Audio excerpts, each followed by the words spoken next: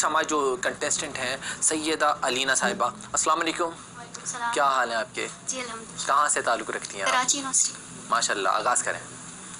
اب تو درندگی تماشا بن چکی ہے صدر علی وقار کہ جسے جن سننے والوں کی تعداد میں روز بروز اضافہ ہوتا جا رہا ہے کہ مظلوم مدد کے لیے پکارتا ہے، مجھے بچاؤ مجھے بچاؤ، مگر ظالم اپنے ظلم کے کمالے عروج پر رہتا ہے۔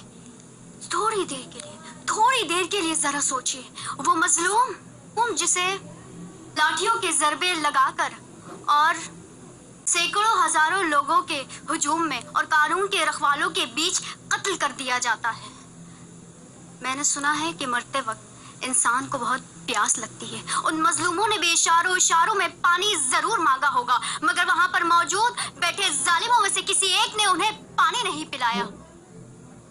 صرف اتنا ہی نہیں، ان مظلوموں کے لاشوں کو سڑک پر گھسیٹتے ہوئے ان ہجوم کو میں دیکھتی ہوں تو سوچتی ہوں ان مظلوموں نے بھی یہ ضرور سوچا ہوگا کہ جانے کس جرم کی پائی ہے، سزا یاد نہیں۔ میں آگے بڑھتی ہوں تو میری نظریں کوئٹہ کے ہزاری برادری پر آ کے رک جاتی ہے کہ لکھی گئی مقدمے میں وجہ قتل یہ مقتول کو نبی کے نواسے سے پیار تھا۔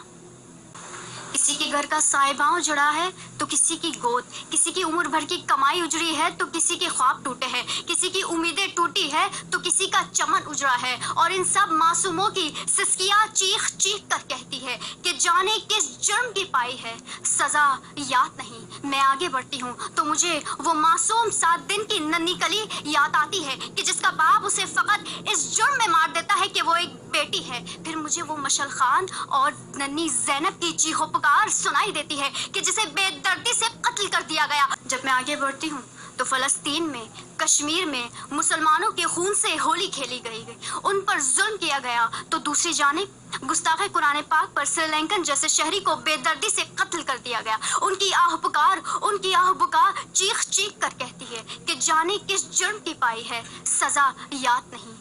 ہر کہانی کی ایک ہی داستان، ہر کہانی کا ایک ہی اختتام، جانے کس جرم کی پائی ہے، سزا یاد۔ بہت شکریہ، بہت شکریہ، بہت شکریہ۔ سیدہ علینا صاحبہ ہمارے ساتھ سیکنڈ ہماری کنٹیسٹنٹ موجود تھی۔ اب جو ہمارے تھرڈ